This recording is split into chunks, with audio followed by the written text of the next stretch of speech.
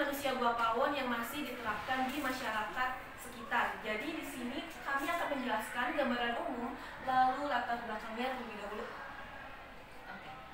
Penemuan kerangka dan artefak di Gua Pawon yang terletak di Kabupaten Bandung Barat, Jawa Barat, mengindikasikan adanya kebudayaan purba yang sangat awal. Gua ini menyimpan berbagai bukti kebudayaan dan praktik spiritual masyarakat masa lalu. Latar belakangnya, budaya manusia berkembang dari interaksi dengan lingkungan dan membentuk identitas bangsa. Di Indonesia, situs seperti Gua Pawon di Jawa Barat menunjukkan kebudayaan awal yang dengan menemukan artefak dan kerangka, memberikan wawasan tentang kehidupan masa lalu. Penelitian ini di Gua Pawon terus memperkaya pemahaman tentang evolusi kebudayaan di wilayah tersebut. Untuk permasalahan masalah kita sendiri, kita lebih dicondongkan ke bagaimana manusia Gua Pawon mempraktikkan kebudayaannya dan juga metode kubur di Gua Pawon. Jadi untuk tujuan sendiri kita ini ingin menggali Gua Pawon sebagai identitas bangsa. Yang isi tujuan pustakanya kami kebanyakan mengambil dari jurnal-jurnal, tesis, dan juga buku-buku karya Dr. Lutfi Andri karena beliau merupakan orang yang sangat berkontribusi besar terhadap penelitian Gua Pawon.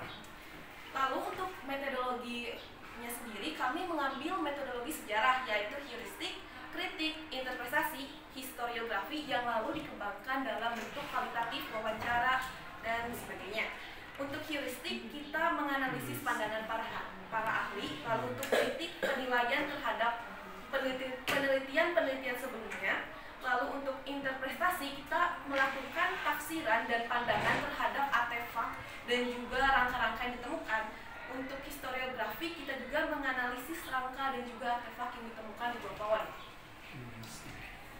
Untuk hasilnya sendiri kita bagi menjadi dua. Yang pertama spiritual dan kebudayaan. Spiritual ini di Gua Pawon terdapat 7 rangka. 3 rangka tidak bisa diidentifikasikan posisi atau orientasinya, tetapi di rangka 1, 2, dan 5, di rangka 1 terdapat pewarnaan warna merah, pigmen merah alami di bagian rahang atas dan rahang bawah. Jadi seluruh rahang atas dan rahang bawah mereka warnai. Dan yang untuk bisa diidentifikasikan ada rangka 3, 4, 6, dan 7. Posisinya kita bisa tahu, orientasinya kita bisa tahu, dan posisinya semua 3, 4, 6, 7 itu terlipat. Dan untuk posisinya mengarah arah mata angin, tapi tidak semuanya searah, ada yang selatan, ada yang utara. Tetapi untuk seluruh muka di rangka 3, 4, 6, 7 itu dihadapkan ke arah timur, ke matahari terbit. Di rangka 3 juga ditemukan batu gamping yang kita duga sebagai bekal kubur manusia Gua Pawon. Lalu yang selanjutnya ada kebudayaan. Kebudayaan kita bagi lagi menjadi 2, berburu dan pernak-pernik. Yang kita bisa tahu kenapa berburu dari pola gigi mereka yang cenderung lebih besar daripada manusia modern, dan juga artefak seperti obsidian dan juga benda-benda tajam yang bisa ditemukan di sekitar Gua Pawon. Dan pernak-pernik yang ditemukan di Gua Pawon itu antara lain hiu, taring, dan kerang. Hiu kita duga datang dari pantai selatan, bukan pantai utara, walaupun kala itu manusia Gua Pawon lebih dekat dengan pantai utara. Karena yang ditemukan si hiunya itu dari hiu kecil dan berasal dari 1 ekor. Jadi kita cuma bisa mengidentifikasikan bahwa hiu tersebut datang dari pantai selatan. Jadi apakah manusia Gua Pawon bisa disebut sebagai individual yang kuat atau berani?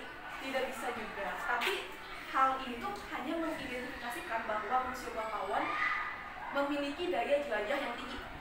Untuk taring sendiri jumlahnya lebih banyak dan terdapat pada hewan-hewan golongan Felis, yaitu hewan-hewan kucing-kucingan. Untuk kerang moluska juga kami duga datang dari pantai selatan dibandingkan dengan pantai utara. Kami juga melakukan perbandingan studi kasus dengan Gua Kidang. Di Gua Kidang itu terdapat 3 kerangka, 3-tiganya Homo sapiens, tetapi di antara 3 kerangka ini cuma 1 kerangka yang mirip dengan Gua Pawon, tetapi semilipat. Kita tidak meng-highlight di bagian sananya, tapi kita men-highlight bagian mereka memiliki sebuah bekal batu juga, sama bentuknya, batu gamping